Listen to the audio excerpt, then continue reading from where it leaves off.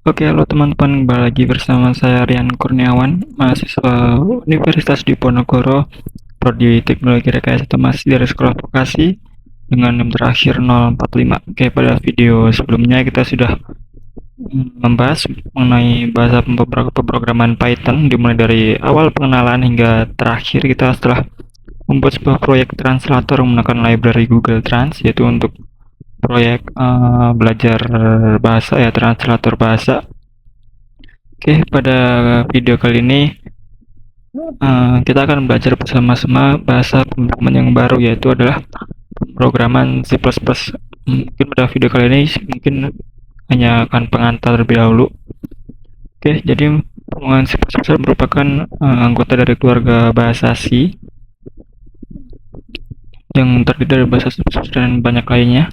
Oke, tanpa berlama-lama langsung aja kita masuk ke videonya. Oke, di sini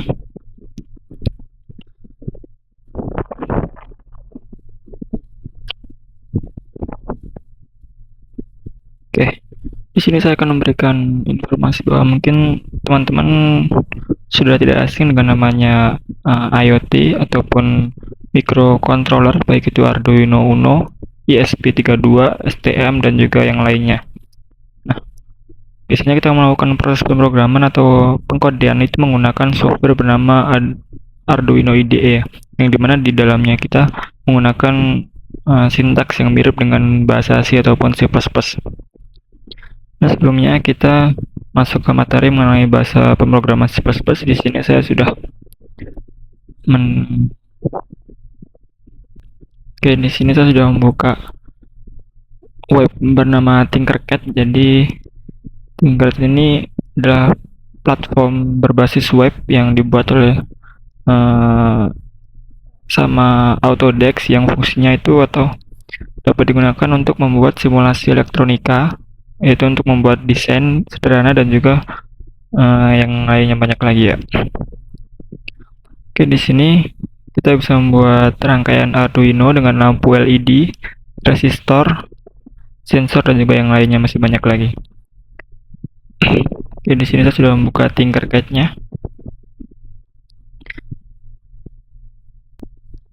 Oke, di sini saya membuat rangkaian menggunakan Arduino. Lalu terdapat breadboard di sini. Ada resistor juga dan juga lampu LED, dan juga ada lampu push button di sini. Juga beberapa kabel jumper.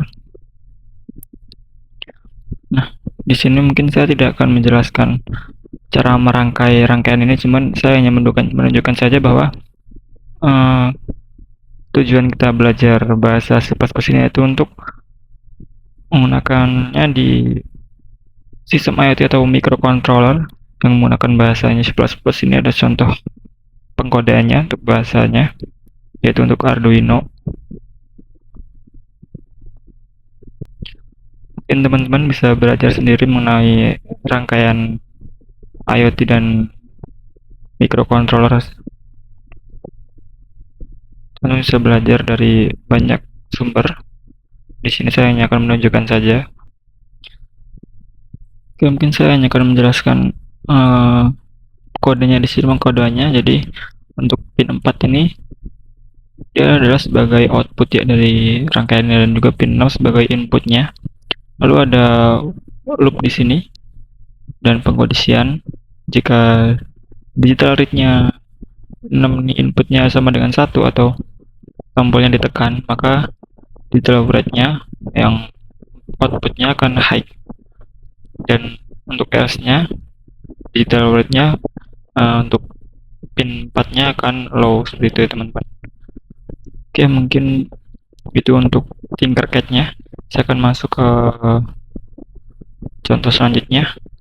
Di sini saya akan membuka.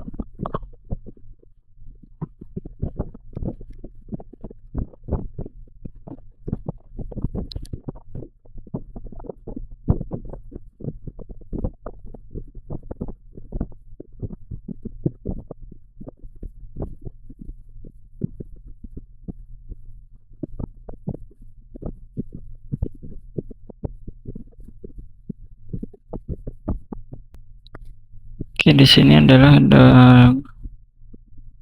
uh, Blockly Developer atau Google Blockly. Saya akan buka. Oke, jadi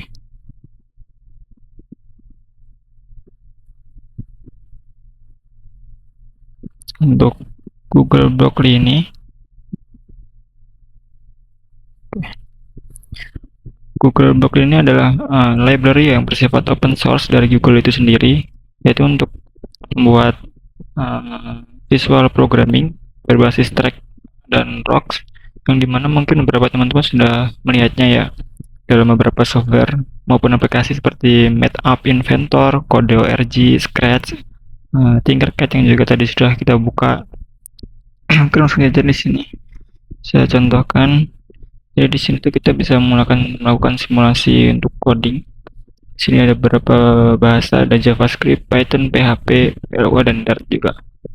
Di sini ada pilihan bahasa Inggris, bahasanya, bisa bahasa Indonesia dan banyak lagi. Lalu di sini juga ada visualisasi untuk kodenya seperti yang dilakukan di Scratch ya teman-teman. Jadi teman-teman bisa melakukan visual pengkodean di sini. Oke, mungkin itu. Saya juga hanya akan menunjukkan saja. Selanjutnya kita akan langsung melanjut ke materi saja. Oke teman-teman, jika sebelumnya kita sudah mencoba kedua website yang berbeda yaitu Tinkercad dan juga Blockly, di sini saya akan mengulas beberapa materi yang telah kita pelajari sebelumnya untuk memperlancar atau mempermudah dalam pembelajaran kita untuk mendalami bahasa pemrograman C++. Oke, di sini ada materi tentang proses pemrograman, yaitu ada 3 tahapan. Pemrograman adalah proses untuk membuat komputer menjalankan perintah tertentu agar dapat menyelesaikan masalah. Dalam dunia pemrograman, terdapat 3 tahapan penting yang harus dilakukan agar program berjalan dengan baik, yaitu yang pertama ada namanya problem solving ya, atau pemecahan masalah. Tahap pertama adalah paling penting untuk memahami masalah yang ingin diselesaikan. Apa saja yang harus dilakukan dalam tahap problem solving?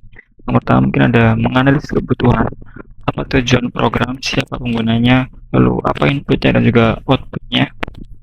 Kedua ada mengidentifikasi masalah, bagian mana yang menjadi inti persoalannya, lalu ada menentukan solusi yang logis atau merancang langkah penyelesaian secara umum tanpa memikirkan bahasa pemrograman dahulu. Contohnya, di sini ada masalah menghitung luas lingkaran. Lalu analisisnya adalah berupa input jari-jari dan juga outputnya adalah luasnya. Lalu solusi logisnya adalah rumus, yaitu Pi kali R kuadrat. Oke, tahap ini menentukan arah dari program yang akan dibuat. Jadi, pemahaman masalah yang salah, maka programnya juga akan salah. Oke, kedua ada algoritma, yaitu menyusun langkah-langkah yang logis. Oke, untuk bentuk algoritma ada 2. Di sini ada pseudokode atau langkah-langkah seperti menulis kalimat sederhana, atau yang bisa kita gunakan adalah dengan flowchart atau diagram alur. Nah, ini contohnya. Tapi yang bisa gunakan, yang mungkin menurut saya lebih efisien adalah menggunakan flowchart ya teman-teman, itu lebih mudah untuk dipahami juga. Lalu yang tahap ketiga yaitu adalah pengkodean itu sendiri. Jadi coding adalah menerjemahkan algoritma menjadi bahasa pemrograman seperti Python, Java, C++ dan lain sebagainya. Oke, pada tahap coding harus diperhatikan yaitu penulisan sintaks yang benar, struktur program yang rapi dan mudah dibaca, pemilihan variabel yang jelas, yaitu ada penanganan kesalahan. Ini untuk contoh coding Python. Lalu ada, skip saja. Selanjutnya saya akan memaparkan materi tentang cara membuat program menjadi efisien. Di sini saya mempunyai tips, yaitu membagi program menjadi bagian-bagian kecil. Oke, dalam pemrograman modern akan lebih efisien tapi mudah dikembangkan jika dibagi menjadi beberapa bagian kecil. Teknik ini disebut modularisasi, teman-teman. Pertama yaitu gunakan fungsi. Fungsi ini digunakan untuk membagi program jadi beberapa blok kecil yang punya tugas masing-masing yang sudah kita pelajari sebelumnya. Oke, untuk kelebihannya sendiri, kode lebih pendek untuk menghindari pengulangan, lalu sudah diperbaiki juga, cukup diedit pada satu bagian saja, lalu lebih mudah dibaca, tiap bagian punya tujuan yang jelas dan juga dapat dipakai ulang pada program lain. Ini ada contoh fungsi-fungsinya. Oke, yang kedua adalah pisahkan proses input, proses, dan juga output. Oke. Jadi struktur yang benar adalah bagiannya ada bagian input, lalu bagian proses atau komputasi, dan juga bagian output itu dipisahkan supaya lebih mudah dipahami ya teman-teman. Ini ada contoh strukturnya. Ini ada fungsinya, ini ada inputnya, dan juga hasilnya. Oke, untuk yang ketiga ada pecah masalah besar menjadi submasalah. Contoh, ada program kasir. Bagian kecilnya itu ada input harga dan jumlah, ada hitung total, ada hitung diskon, dan juga cetak struknya.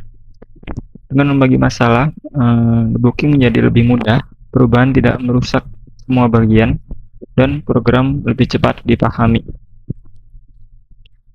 Yang keempat adalah gunakan struktur data yang tepat. Yaitu pemilihan struktur data yang salah dapat membuat program menjadi lambat ya teman-teman. Contoh, jika ada hanya membuat urutan, gunakan list saja. Lalu untuk pencarian cepat, kita bisa menggunakan dictionary. Untuk data yang unik, gunakan set seperti itu dan lain sebagainya. Dan juga ada hindari duplikasi kode, lalu ada optimalkan logika algoritma. Oke, mungkin itu ini ada ringkasannya. Oke, selanjutnya saya akan masuk materi yaitu inti dari pemrograman C++ ya teman-teman. Jadi sebenarnya pemrograman apapun itu sebenarnya algoritmanya itu sama teman-teman. Jadi yang berbeda itu hanya cara penulisannya, cara pengkodeannya. Jadi seperti yang sudah kita belajar sebelumnya dalam bahasa Python, ada fungsi, ada variabel dan lain sebagainya, ada array. Itu di C++ juga ada, cuman yang berbeda cara penulisan atau pengkodeannya. Jadi di sini ada materinya. Jadi C++ ini banyak dipakai untuk sistem operasi, game engine, dan juga hingga sampai AI juga. Lalu untuk inti dari C++ ada yang pertama adalah memahami sintaks dasarnya, yaitu ada tipe data, integer, float, double, dan lain sebagainya. Ada operator, ada percabangan, if else, ada perulangan, yaitu for while, lalu ada variabel, ada fungsi, ada array. Jadi guys, ini untuk contoh struktur pemrograman C++ ya. Nah, jadi ini adalah ciri khas dari C++ yaitu menggunakan titik koma di akhirnya. Jadi C++ itu kita harus membuat satu program itu harus di dalam kurung kurawai ini ya teman-teman. Ini harus di dalam kurung kurawainya. Jadi kita harus memanggil IOStream-nya dulu. Oke, selanjutnya adalah cara menulis program C++ yang rapi ya. Yang pertama adalah gunakan indentasi yang konsisten. Terus yang kedua, gunakan variabel yang jelas. Lalu pisahkan ke dalam fungsi, tambahkan komentar bila perlu biar mudah dipahami juga. Lalu gunakan struktur folder dan file, dan juga hindari perulangan kode tadi, yaitu dengan menggunakan fungsi OOP atau template. Ada format konsisten. Lalu ada penjelasan juga dengan apa itu OP, yaitu Object Oriented Programming. Jadi OOP itu adalah konsep pemrograman yang memodelkan program menjadi objek. Objeknya berisi data atau atribut dan juga fungsi. Ini ada beberapa pilar OOP, yaitu ada encapsulation, ada menyembunyikan data, ada inheritance atau kelas dapat mewarisi kelas lain, dan juga ada fungsi bisa memiliki banyak bentuk dan juga menyembunyikan detail yang tidak perlu. Ada contoh OOP sederhana. Jadi fungsi OOP itu adalah membuat program lebih terstruktur dan juga lebih mudah dikembangkan dan lebih efisien dalam program besar. Selanjutnya adalah apa itu STL atau Standard Template Library. Jadi STL itu adalah koleksi library siap pakai di C++ yang bermudah pemrograman. Seperti yang kita gunakan kemarin ya, banyak library itu. Nah, di sini ada bagian-bagian penting dari STL, ada container itu untuk menyimpan data, ada vector, list, tag, queue, dan banyak lagi. Ada algoritma atau fungsi yang siap dipakai, ada sort, find, count, binary search, dan banyak lagi. Lalu ada iterator atau penghubung kontainer dan algoritma.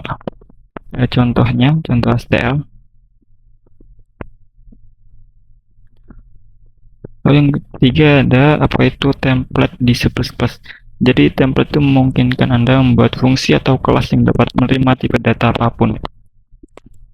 Ini ada contohnya, sintaksnya. Tujuannya adalah untuk menghindari duplikasi kode dan membuat fungsi lebih fleksibel. Oke, ini ada penjelasan apa itu IoT. Contoh perangkat IoT. IoT itu adalah konsep menghubungkan perangkat fisik ke internet agar dapat mengirimkan data, menerima perintah, dan juga bekerja secara otomatis.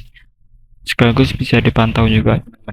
Contohnya ada smartphone, sensor suhu kelembapan, kamera CCTV online, smart agriculture.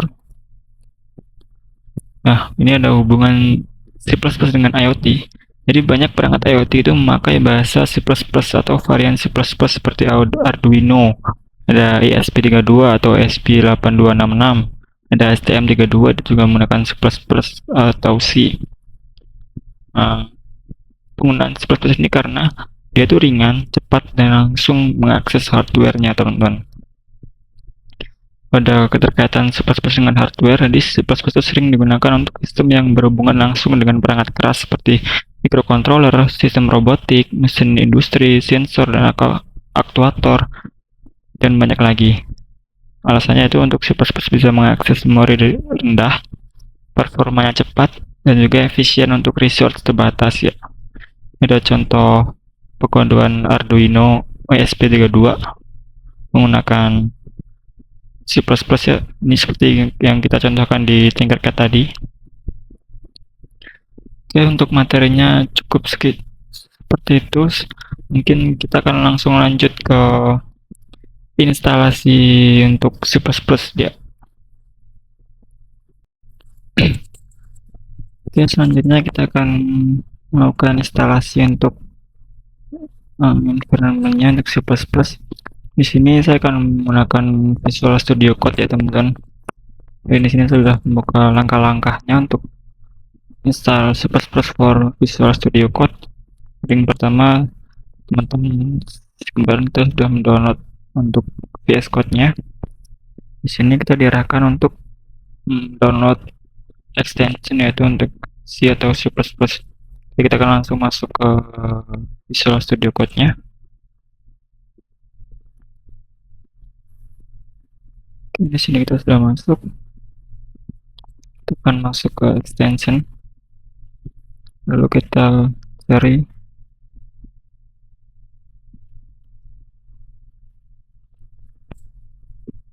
untuk C++-nya. Nah, di sini kita akan install.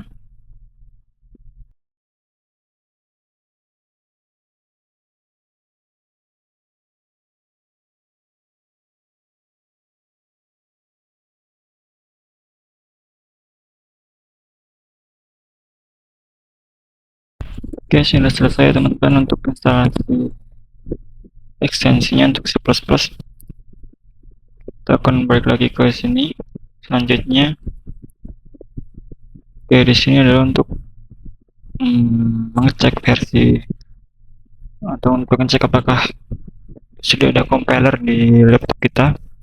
Kalian bisa masukkan ini di terminal atau juga di CMD. Saya akan langsung di CMD aja.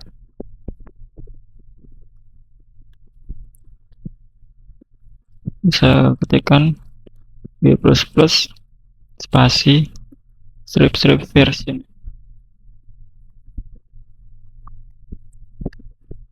Oke, di sini ada keluar GPSPOT is not recognized. Berarti untuk compilernya belum ada di laptop kita. Kita akan install juga.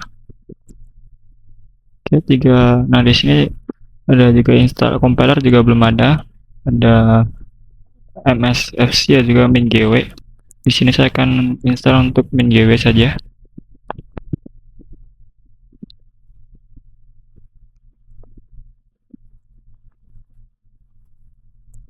Oke, di sini kita diarahkan.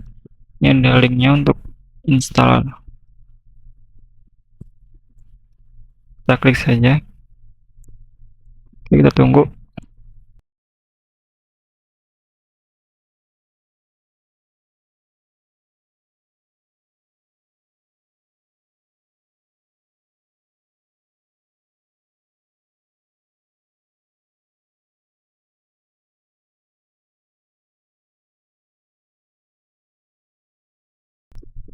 Oke teman-teman, sebelum kita download untuk compilernya, kita perlu mendownload extension lagi, yaitu bernama Code Runner ya teman-teman.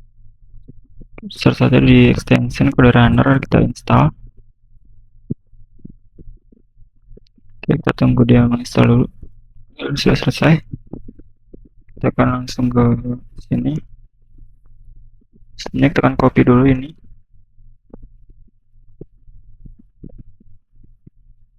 Oke.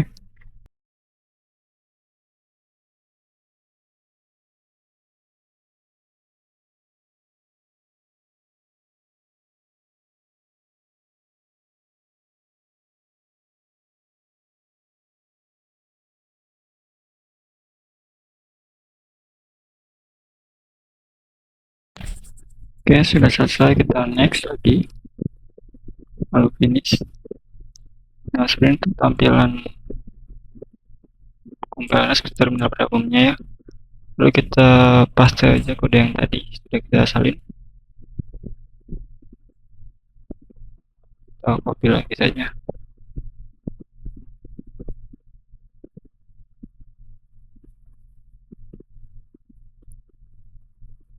Kita paste untuk komennya.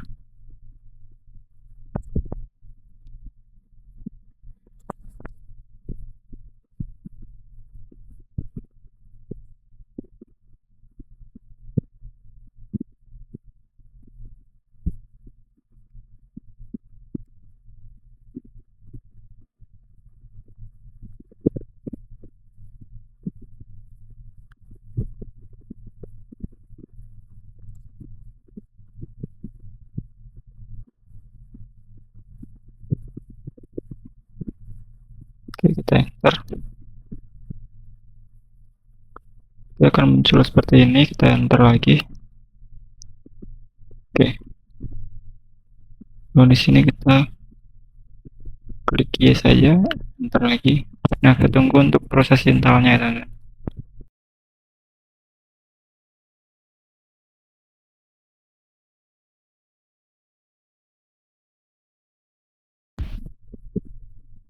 Oke, sudah selesai untuk instalasinya teman-teman.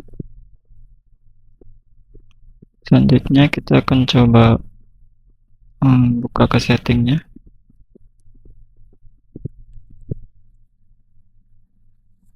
Kita search untuk environment variable.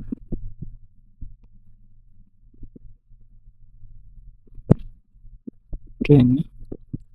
Lalu kita masuk ke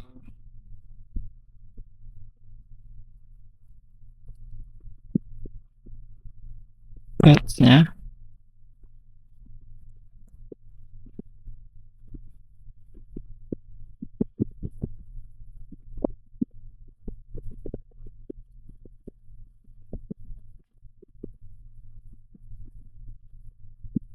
Oke, kita edit. Di sini kita copy paste saja.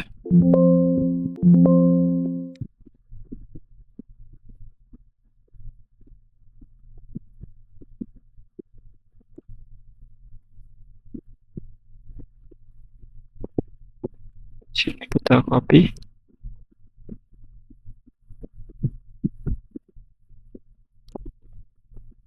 Lalu masuk lagi, kita paste, kita edit. Lalu kita tambahkan saja di sini.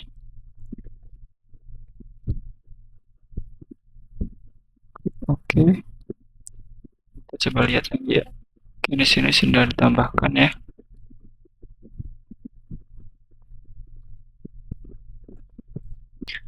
Oke, harusnya untuk proses instalasinya sudah selesai.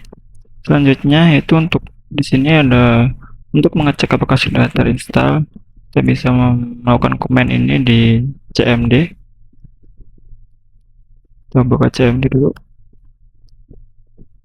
Oke, lalu kita ketik gcc spasi main version di sini. Kita enter. Nah, di sini sudah ada teman-teman, di sini ada tipe 15.2, berarti sudah berhasil untuk terinstall. Oke, seperti itu teman-teman, kita sudah berhasil install untuk Copilot-nya. Sekarang kita akan mencoba untuk melakukan pengodaan di VS Code-nya langsung.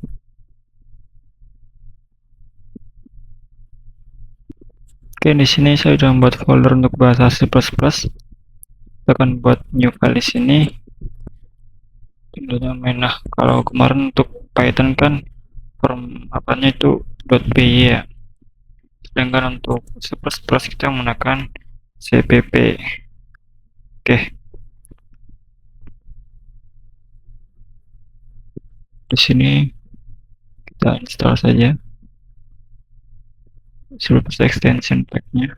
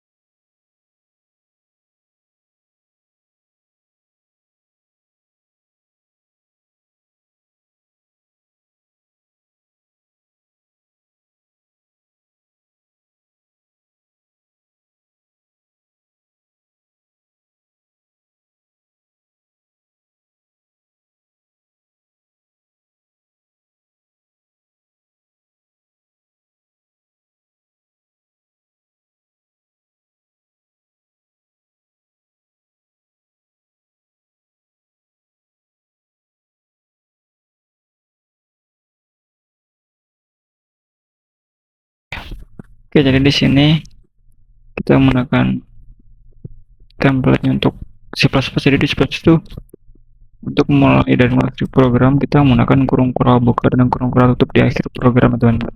Di sini saya menggunakan cout word. Jadi untuk jika di Python itu menggunakan print untuk menampilkan di terminal, di sini kita menggunakan cout. Kita coba run. Ini menggunakan ini.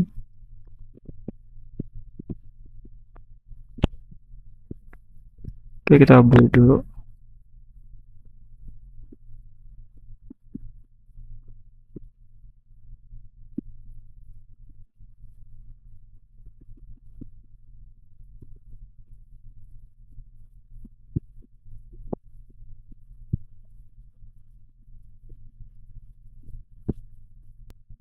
Nah, di sini sudah keluar hello world.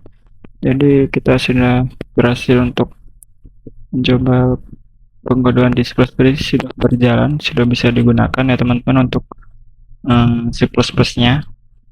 Oke, mungkin untuk video kali ini cukup sekian. Mungkin untuk video selanjutnya saya akan menjelaskan tentang C++ lagi untuk lebih dalamnya. Untuk video kali ini saya cukupkan, semoga bermanfaat. Teman-teman bisa like, share, dan juga jangan lupa subscribe.